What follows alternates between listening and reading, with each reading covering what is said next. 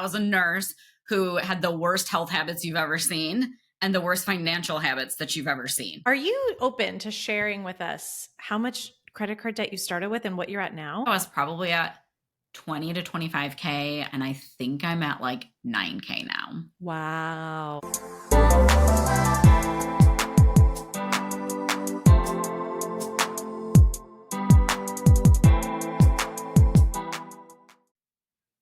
Hello, business owners. Today I have Nikki O'Dea with us. Nikki has been working with me. Let's see, we've been working together at least since May 2024.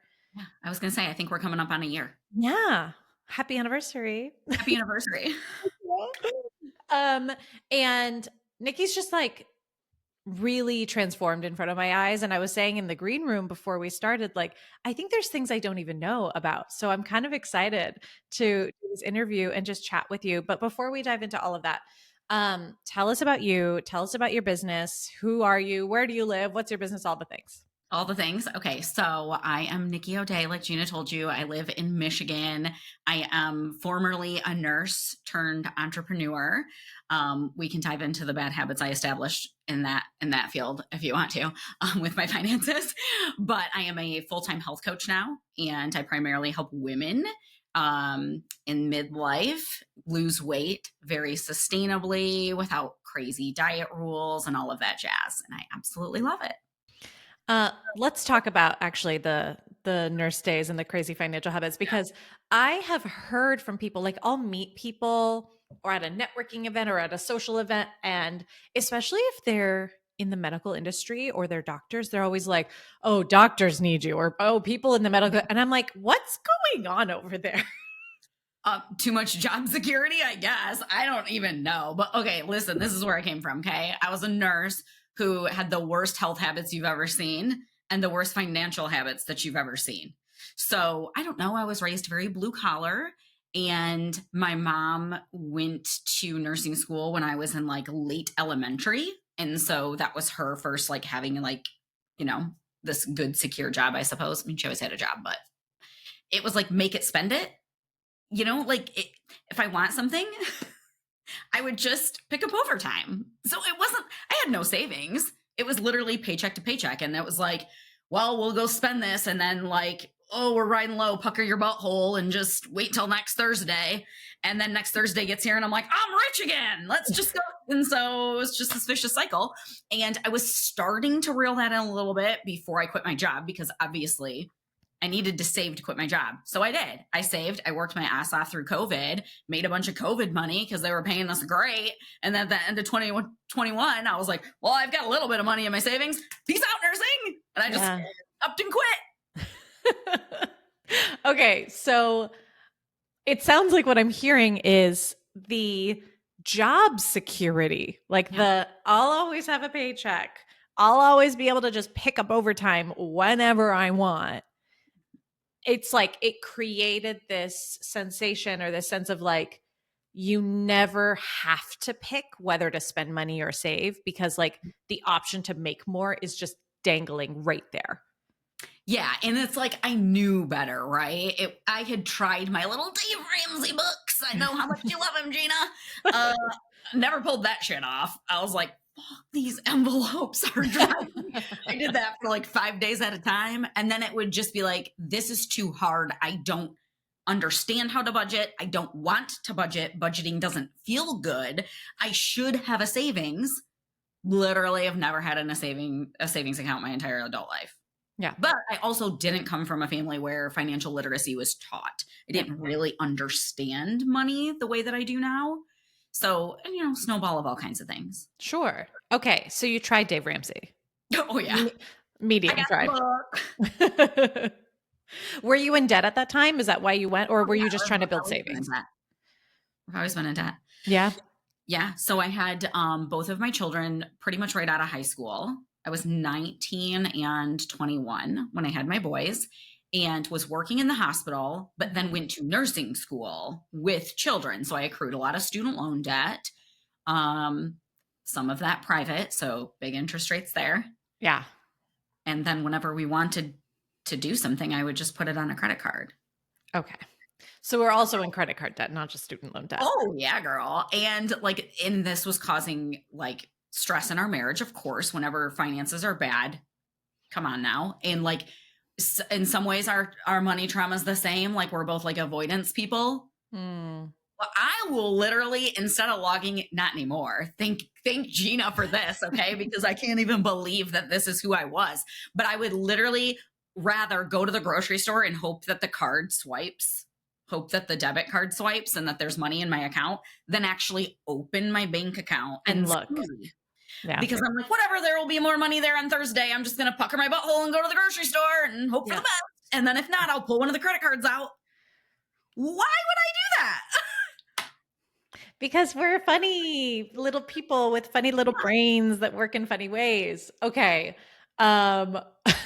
This is so funny. Okay, but you got something together to quit your job.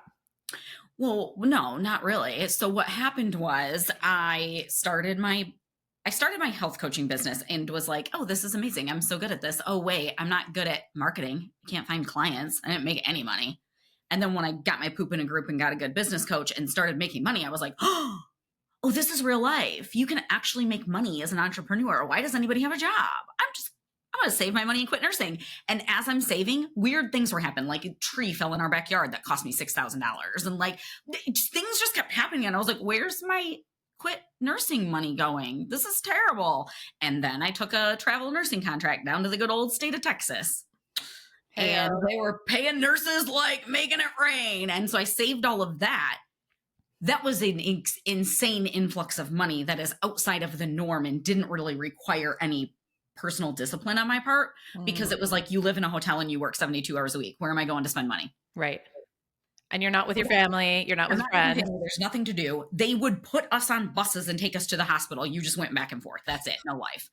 And so I was making more money than is even possible normally, had no way to spend it. That padded the bank. And then I was like, cool, come home and quit nursing. So I was starting to shift my mindset. I knew I needed to shift my mindset. I had been listening to you. I hadn't hired you yet, but I had been listening to you. And I was like, oh, this Gina girl knows her stuff. I should probably holler at her. Okay. So I get what happened. I have this external circumstance, this travel nursing gig that funds my quit my job fund, so that I go and quit my job. Had you hired the business coach before and kind of figured out the marketing thing? Yes. Okay. So you were making. The only reason why I was comfortable doing that is because the business was profitable at this point. It's making enough money, although I don't really understand business finances enough yet. So it was kind of like ignorance was bliss. I regret nothing. I love the way it all played out. But in hindsight, knowing how different business finances are to I have a job finances, I wasn't actually ready. Sure. I think a lot of people quit prematurely because it's like, oh, well, I'm making 10K months. And I'm like, no, but you're not making $10,000. The business is making 10,000 and you're making like, hopefully some of it, a lot of people don't pay themselves any of it, but I'll pay myself all of it, girl. I'm on the other end of the spectrum. I was like, it's my money. That's good. Okay. So I'm going to fast forward us to May 2024. You'd been listening to me for years at that point then, in like through this podcast. Probably like a year. Yeah. Okay. I've done some of your like webinars. Yeah. And then in that was like, oh, yeah, money is different. Yeah. And then you ended up joining Seven Figure Wealth. Why? Okay. I like the way that your brain does money. It's the way that my brain does weight loss, which I know that sounds very weird. No, I actually think money and weight loss are like the same thing a lot of times. And I don't do cookie cutter anything. I don't think cookie cutter anything works. And so how I viewed it, maybe you will like my summary of this. Maybe you'll be like, Nikki, you're way off base. But to me, this is Gina. Okay. Yeah. You have this knowledge base about finances that I don't have. And I don't want to spend the time to go acquire it, because that would take me 10 years to go learn all the things that you know. I'm in trouble now. And I like that you don't just give like these are the steps, but you understand the tangible pieces of finances. the actual how-tos, the best formulas, so to speak. But then you understand the psychology of it as well. And that the best plan don't mean shit if you ain't going to do it. Same thing with weight loss, right? I have all the knowledge in my brain, but it doesn't matter if I tell a woman to do something that doesn't work for her life. And so we have to match the two. Yeah. And I like that you do that. You're like, yes, this might be the approach, but there's more than one way to skin a cat. What's going to work for you psychologically? What's going to actually fit into your marriage and your business and the way that you want to live your life? And spending money on things that you enjoy isn't bad. Yeah. What do you value spending money on? And we have to make this work so that there's not guilt. You're not going into debt. How do we make it fit? And to me, that clicked because I was like, yes, I don't take anything away from my clients. There's no naughty and nice food list in my program. Right. You can keep your cheese, you can keep your wine, you can keep your gluten, but we're going to make it fit. Right. And so I was like, oh, she does money like I do weight loss. Let's go. And then I've actually been able to do things with you that I've been trying to do for, a couple of decades. Yeah. What have you been able to do? Well, I have a savings account now. Wow. If you guys are just listening and you don't see me, I'm patting myself on the back here. It's a big deal in my world. My business is debt-free. Mm-hmm. That was already the case. I was pretty good about that. But me and my husband have paid down debt significantly. We have one credit card right now. It's on 0 interest. And so I'm hammering at the student loans. Mm-hmm. And before it was like, when will I ever pay all this off? Whatever. I'll just die with debt. Like it ain't going away. Whatever. Yeah. And now it's like, oh, paying it off is like a game. Like I get such a dopamine hit when I pay off a credit card. I'm like dancing around, being all weird. My husband's like, I need you to settle down, little bird. I'm like, no, I paid off another credit card. Let's go, bitches. I love it. And we have a savings account, like I said, and I'm excited to get to the point where you are, Gina, where you have enough invested, where it's like, I could actually live off of my investments for a while, even if my business doesn't. Yeah. If something happens, if the business stops working, if some legislation affects your company, I feel like a lot of companies are on the end of that with the tariff wars happening. And they're like, oh, that just came out of thin air. And now this legislation I did not decide is affecting my literal livelihood. And I think about that like all the time. Like, I don't know what it's going to be, but like at some point there's going to be something. Yeah, there's always going to be something. Life is going to life, and life is going to life. Or it could be my health, or it could be my family, or it could be anything, or I could just be tired. I might just need a nap. I might just need like a year-long nap. I mean, my personal finances are much better, but I mean, it's made my business better. It's made my marriage better. It's made a lot of things better. And if you want to jump down any of those rabbit holes, I'm an open book. Let's talk about your marriage. What was like money in your marriage and the dynamic there like before? So like I said, we're both avoidant. Mm-hmm. And so I sit and do the bill paying, but then otherwise I just don't look. And it was like, pay the bills when I get a phone call that I should pay them or whatever. I put anyways, he's not even looking at any of the money. So then anytime that there's a money issue, which was often us both being avoidant types, it was just straight up tension. It was like, it was too anxiety provoking to even bring it up.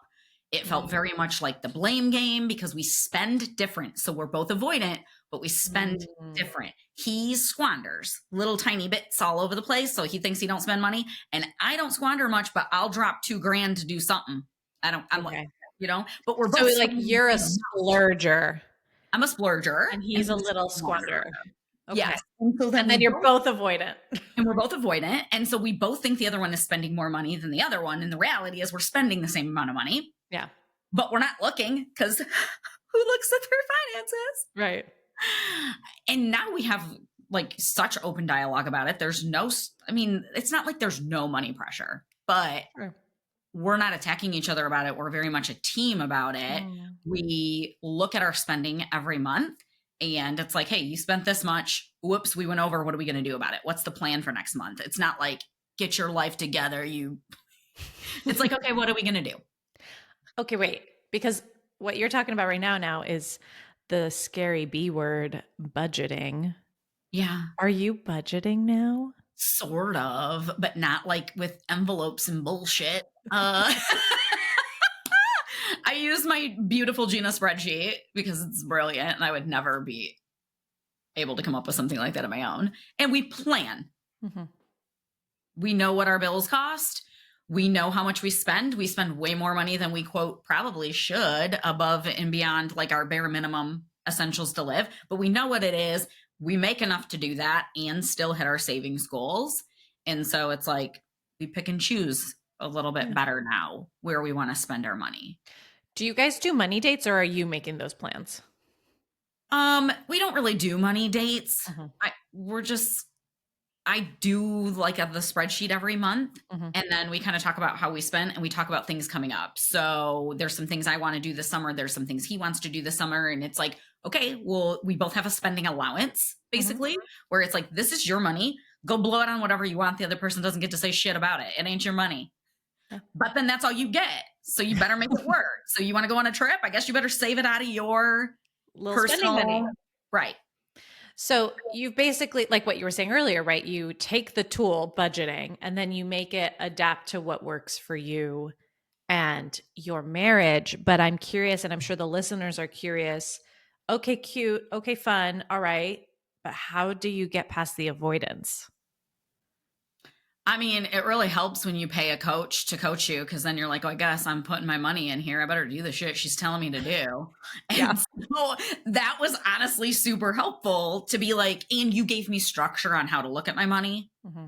And like, here's these different, like understanding the psychology of why we're doing what we're doing. That helps me personally.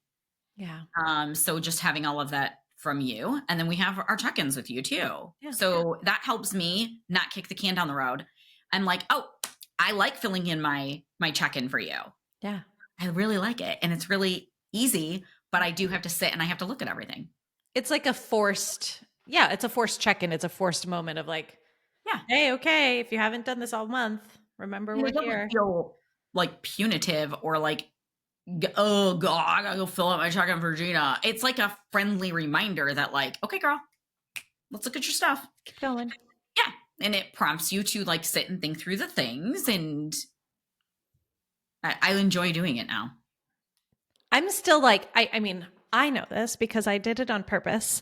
And I really try hard to like create that psychological change. Mm-hmm. From I hate this. I don't even want to look at the bank account before I go to the grocery store. I'd rather just let the debit card decline and tell me I have no money. Like you go from all that to I'm excited to do my money check-in.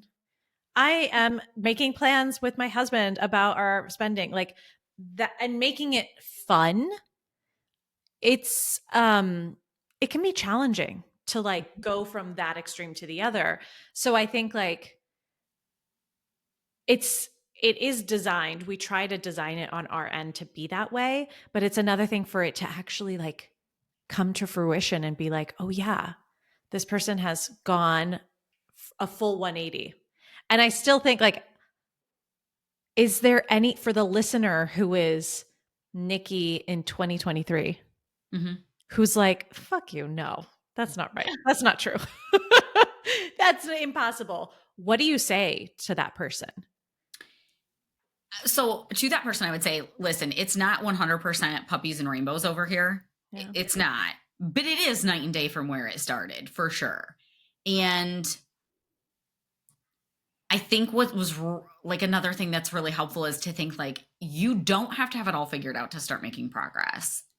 Another parallel with weight loss. Like you don't have to follow some strict diet and be perfect to see results. You're going to start seeing results as we work through some things. And perfection is never where we're going. And you give us permission to have whoopsies and like, oh, I spent some shit that was not planned. And it's never like, get it together. Right. It's like, okay, cool. It's learning, we're growing and it's cool. And then honestly, I had a little bit of hesitation in joining because I was like, okay, I'm an entrepreneur. My husband is not. He's still a 9-to-5er. And I'm doing good with my business finances at the time. I still don't, I know that there's things I don't know, but my discipline is there on the business side anyways. But I was like, but how is she going to help me with my personal? Because my personal isn't up to me. My person is two people or my personal is two people. And And I can't honestly pinpoint exactly what it was other than you helping me see what my money issues are. And then I'm learning about his too. And then us just being able to talk through it and have a plan that didn't feel so restricted. Yeah. Because I can't do things if I feel super restricted. I'm very rebellious. So if you tell me, no, Nikki, you can't spend more than X amount of dollars that month, or you have to save this much, or the math doesn't math, then I'm naturally going to be like, fuck off. I'm not going to do it. Yeah. I remember one specific time coaching you on golf spending. Well, that's so interesting because I'm going to go spend money on a fancy golf club that I want right after this episode. I love that you just said that. No, I remember it was golf, and it was like, it was very similar to what you were saying. I hope it's okay if I'm sharing this. My husband is spending too much on golf, and that's why. It was a little bit of that blamey that can come up, right? Because you're right. You are navigating and reconciling two people's behaviors that create one whole personal finance story. And I can't even remember what I said on that call. I just remember the golf. But it really does come down to, I'm sure this happens too in weight loss. Like, what if my husband is doing the grocery shopping? Well, I can't control what I eat. Yeah. Right. I have a lot of women who are blessed with spouses that cook. And I'm like, girl, we can make that work. I promise you. And good for you, Gina. Well, I'm like, let's not take that away. Yeah. I'm like, is he coachable? I mean, there's things we can do to make this work. There's things, but I used to do this with my health coach. Like, my husband won't stop buying ice cream. And then it's in the house and he's setting me up to fail. And then at a certain point, it's like, okay, but he's not shoving the ice cream down your throat. Right.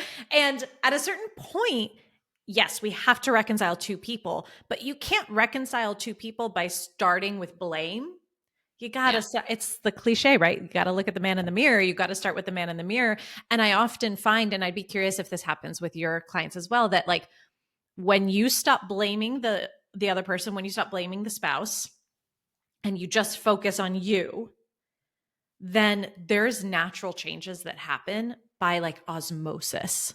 100%. There's like, oh, what are you like? Oh, you're not as cranky. You're not as anxious. What is she doing? And then you start talking about it. And then it's not talking from a place of you're ruining our finances. It's like, hey, honey, look what I did. I'm so excited.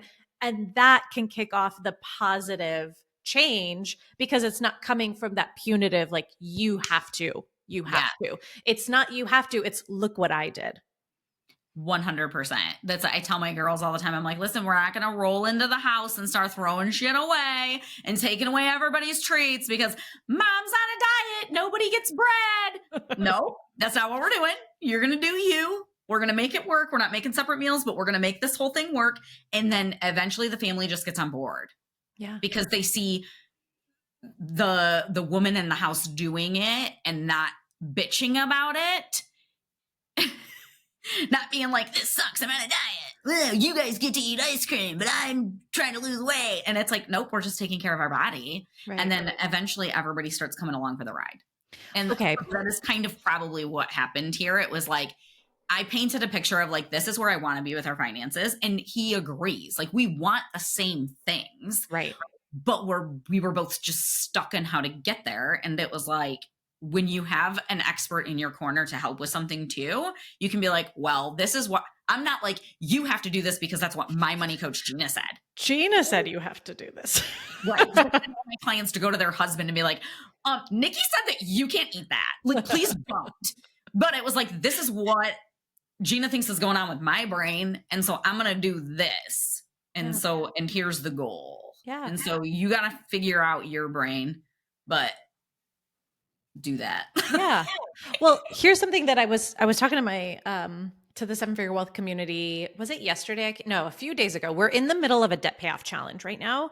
And I've been going live and doing these things. And I had this aha moment while coaching. And it's very similar to weight loss, where we have this tendency to think it's quality of life versus financial goals. And it's this tug of war. Who's going to win? Quality of life or my goals? Because really what that looks like is either I get to buy the things I want to have the quality of life I want, or I restrict myself to have the finances I want. quality of life versus finances. And I was like, that is absolutely not how this is. In reality, I want you to think of like a Venn diagram, but like with multiple, the ones that are like 5 circles. Yes.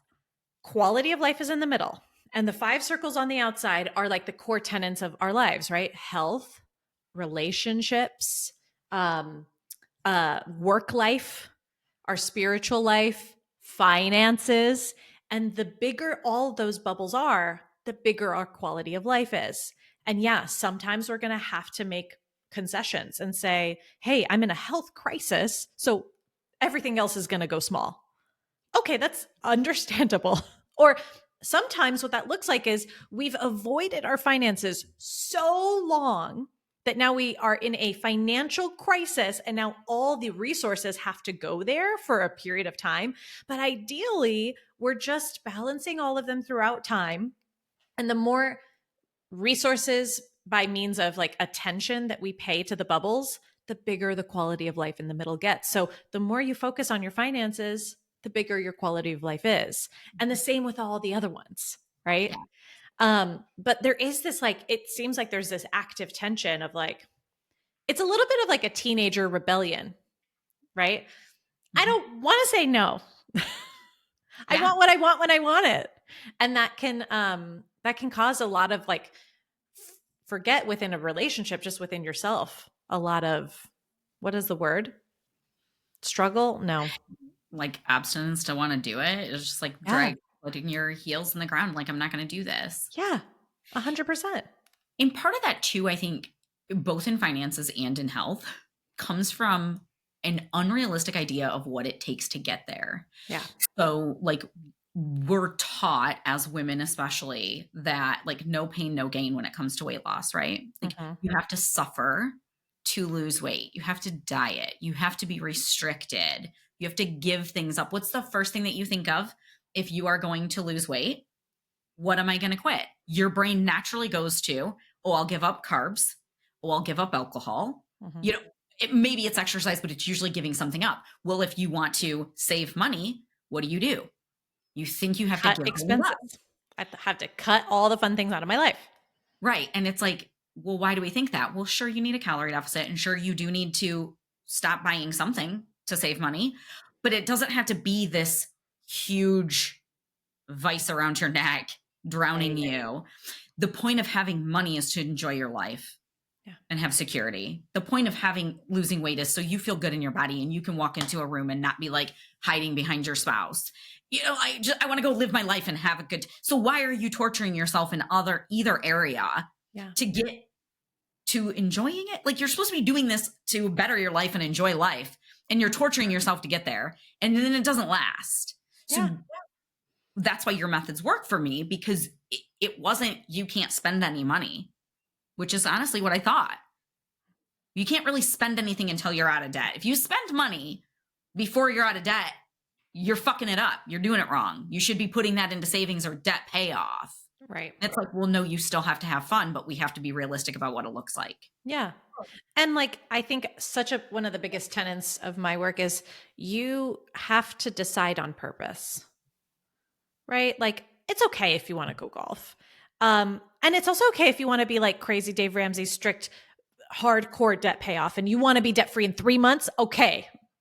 But you have to decide on purpose which one you like, and you have to like your reasons for it. But so often we're just like, we default to whatever thing we saw growing up. We default to whatever has been the default for the last, 20 years. And we don't actually decide. We just like go along with, right? And then we're frustrated. We're like, why am I still in debt? Well, because you actually haven't changed anything for 20 years. That's why. And like, it's okay. It doesn't make you a bad person. It just means if you want a different result, let's like examine some different strategies that we can implement. Yeah. And when you take all of the morality out of it, like, you bought something, you're not a piece of shit. Right. You eat a piece of cake. Guess what? You're not a piece of shit because you ate a piece of cake. Calm down. Well, it's very like biblical, right? Gluttony, being a sin, very biblical. There's so much greed. These are like one of the core 7 sins. So there's a lot of social programming that's been done and just social programming around like, if I do X, I am a bad person. Right. And I fundamentally reject that. Oh, 100%. And I'm a Christian and I fundamentally reject that because it's a gross misunderstanding of what's even being talked about there. I'm like, that's not really what that means. You eating a piece of cake isn't actually gluttony. We're talking about something totally different here. And Right. you acquiring money and being good with your finances. There are biblical examples of you're supposed to be a good steward with your money. Yeah. The story of the talents, like God expects you to do good work with your money and grow it and multiply it so that you can go do more good works. That's not greed. That's not greed. That's being a good steward with what you've been gifted. And also, like on the flip side, having gone into debt does not mean you were greedy before either. I think grossly mismanaging things. There's also so many examples. I think that like just in popular media, especially with women, we love to talk about like, oh, you're in credit card debt because you bought too many things. You bought too many bags. You went on too many luxury vacations. You were being overly luxurious. And yes, that exists. I'm not saying it doesn't. But the vast majority of people do not fit that description. The average American has $10,000 of consumer debt. Do you think that every single American is just overspending? Or is it more possible that also a lot of it had to do with, I was just trying to get by. I was just trying to like make it work. Medical debt, huge through the roof. There's so many examples. And yet we still have, no matter why we went into debt, there's still this deep shame of like, I did something wrong. And even if it was frivolous spending, frivolous in air quotes, I just fundamentally don't believe you did anything wrong. I just think you were behaving in a way that made sense at the time for the brain that you had and the chemical makeup of what your brain is going through. And it's like, there's always a logical reason. And when we remove the shame, then we can just say, okay, and now what do we want to do? 100%. That's it. Yeah. Mine was like half frivolous and like half just trying to survive. Yeah. It was about half and half. And neither of them make you a bad person. No, not at all. I mean, was I operating ideally? No, but isn't that what growth is? Recognize it and then like, okay, cool. Now how do we fix it? Right. That's it. Okay, cool. You did what you did in the moment sometimes just to survive. Right. Same thing with women with weight loss. Like, okay, so you were raising children, your body grew human beings. And then those human beings made you like really, really busy and sometimes kind of cranky and tired, even though they're a blessing, but they're exhausting. And then your dad got sick and you were taking care of him and you were working outside of the home, but then you were still the one in your home who was doing everything. And like, so you put on some weight, duh. Cause like, when did you have time to do anything else? So unfortunately, like we have a physical, like people can see it. And so then we feel all this shame. And it's like, first of all, listen, the whole entire United States population is a little bit overweight. You're good. Nobody's looking at you. Nobody's looking at you. That's actually so true. Everybody's worried about themselves. Everybody, no matter what they look like. And like, it's like, okay, cool. You were surviving. Yeah. And now we'll make changes. And there's no shame in that. We've all been there. I gained about 10 pounds over the last couple of years. And I'm like, I know exactly why, because I had a hot little bod after I gave birth, which is not the normal, right? I had a hot little bod because I was breastfeeding a lot and I definitely was in a calorie deficit. And then I stopped breastfeeding after 2 years. And like all of those little habits that were like not a problem while I was breastfeeding became a problem. And I'm like, oh, okay, well, that was it. That's it. That's all that happened. So I quit my job to be a full-time weight loss coach and put on weight. I have zero shame about it. I don't care. I tell my clients. Well, as a nurse, you're probably like walking around how many miles a day? Even just like the amount of steps you were taking probably just drastically changed. My steps drastically changed. my stress level was a little bit cray-cray when I first quit. Like, Yeah. my face might have been numb for a few months because I was so stressed out. And they were like, do you have MS? Do you have to have an MRI? I was like, no. No. I'm like, it's fine. I'm like prone to autoimmune stuff. And like, no, this is just stress. And it went away. And then I got my act together. But it was like, I had to take myself back through all the things I teach my clients because my life transitioned hard and fast. Right. And when we're stressed, we deviate back to our old food patterns, our old spending patterns. Yep. And they're not you failing in your finances or your health. It's lifing. And then you get to learn the lesson and go apply it again. Yeah. That's it. Nobody's ever going to do it perfect. I bet you guys, Gina isn't perfect with her money, but No. she's still in a better position than the rest of us. So we should still listen to her. Okay, I want to pull some numbers. I'm going to pull this up. Okay. But are you open to sharing with us how much credit card debt you started with and what you're at now? If I know, I'm happy to share. I want to say this might be a little bit not accurate, but I want to say I was probably at 20 to 25K. And I think I'm at like 9K now. Wow. In 1 year, not less than a year. Just 11 months we're at. Mm-hmm. Okay. I'm also pulling up your portfolio numbers. Are you okay if I share them? Yeah, I don't care. Okay. So when you joined, you said that you had 180K invested across and clear why that is for the listeners. This isn't because Nikki was great at saving. This was the one thing the medical field does right is they pretty much force you to set up a 401k. 401k. They force you, but it's done. It's a done thing. It's what everybody does. Yeah. So that's where all that money came from. That's what I was going to say too, is like old retirement accounts and that you hadn't kind of looked at since leaving, or at least that we're just kind of like chilling. And then the last monthly report we have from you, which is up to date from this last month, you're at $215K. Yay.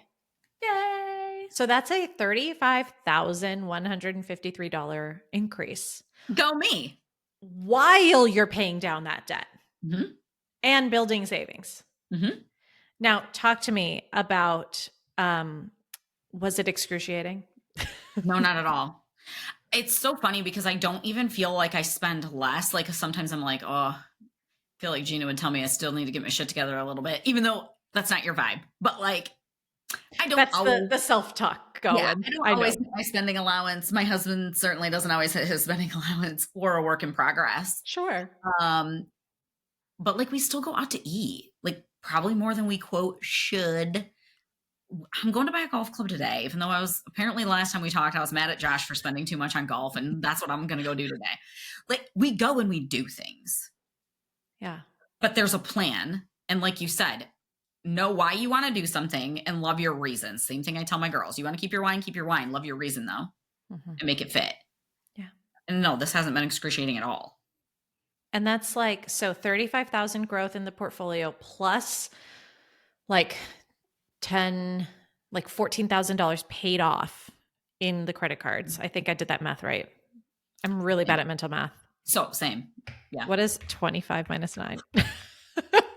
Don't judge me. 16. Oh, I was. Oh, even better. Even better. Okay. So 35,000 growth there. I'm going to add these all up. 16,000 plus 35,000. And then, what about your savings account? Because you didn't have one before. Well, I didn't have one before. And I think I've got that at 7K. Amazing.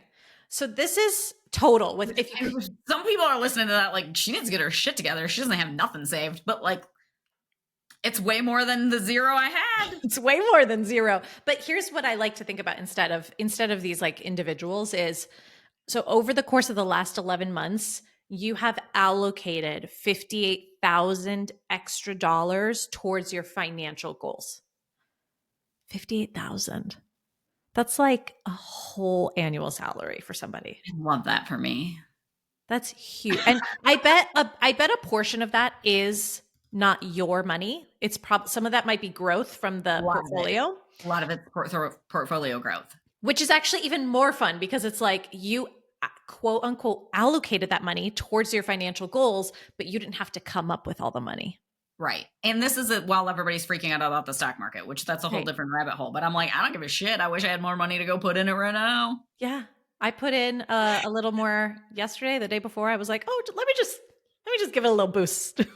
Well, now that I'm so big girl because of Luna, and I actually know what Vanguard is, and I actually have an account, and it actually takes money every month out of my personal and it puts it over there.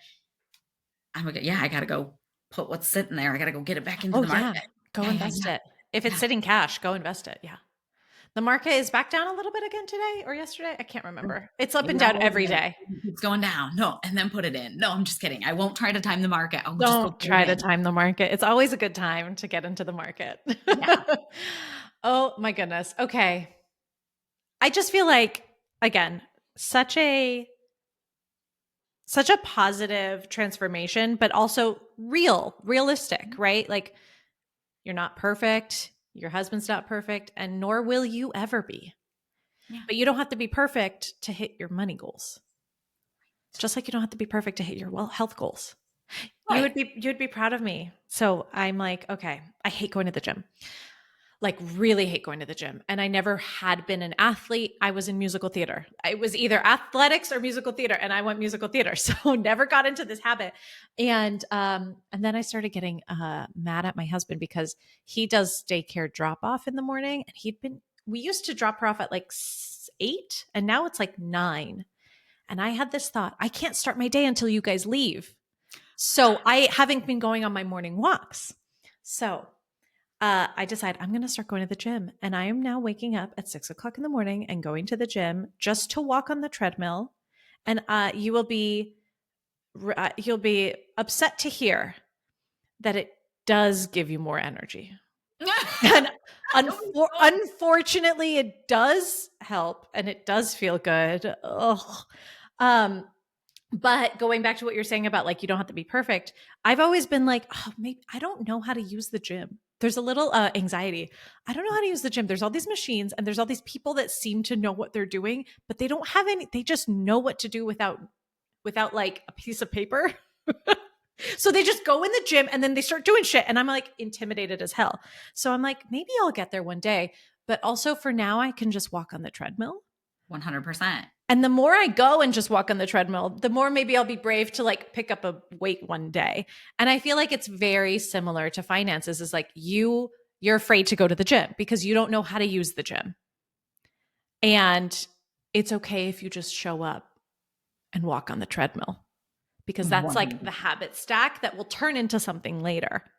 Mm-hmm. And I'm sure there's a parallel with food, right? I don't know anything about nutrition. I didn't grow up in a family who cooks. That is not me. I did. But it's all like, we do have this just deep shame about like, if I don't know how to do it, then I can't, then I shouldn't go. Then I shouldn't show up. Yeah. Or we try to wait to figure it out. Like, I'm going to acquire all of the knowledge that I need. Right. And it's learning procrastination. I'm in the recovering procrastinator through learning club. Listen, you Googling endlessly how to budget is not going to help you. Just like you Googling endlessly how to burn belly fat is not going to help you. But like putting anything into action that gets you moving, we'll figure it out as you go. Right. Just get moving. Just get going. Mm-hmm. All right. Any final thoughts? This has been so good. Oh, I'm glad that this was so good. I don't think I have any final thoughts other than like, yeah, if you're thinking about trying to get your finances in order, you better holler at your girl Gina, because I'm telling you, I'm not somebody who felt good at money. Yeah. Do you feel good at money now? I'm curious. I do. Huh. I feel like I'm really smart with money. Wow. I don't feel like I necessarily do all the things that I ought to. Sure.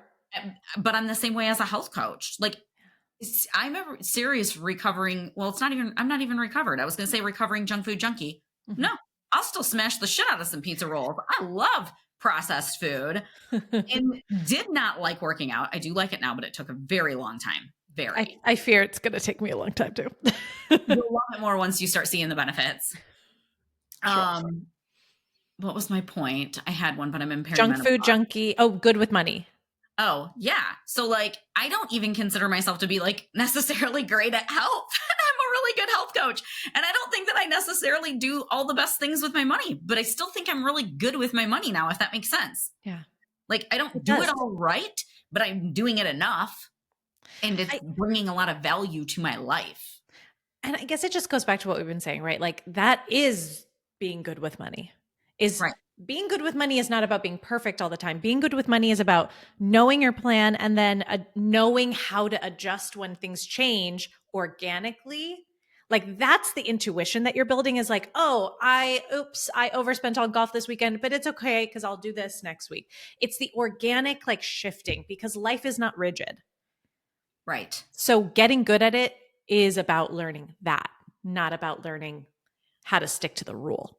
Yes. Like if my Dave Ramsey friends followed me around, they would be like, you do money terrible. And I would Yeah. be like, I actually love the way I do money. You It should, feels and you'd really be like, good. yeah, but I put $58,000 towards my goals. So So am I what'd you really terrible? what did you do? Just most health coaches would follow me around on the golf course when I'm smoking a cigar and drinking an IPA, and they'd be like, "You're literally the worst health coach I've ever seen." And I would be like, "I love the way that I do health because Yeah. it works for my life, and I enjoy my life and my body." And it's Yeah. the same thing with my money. It's not Yeah. perfect, but you've taught me a way to make it work for me, Yeah.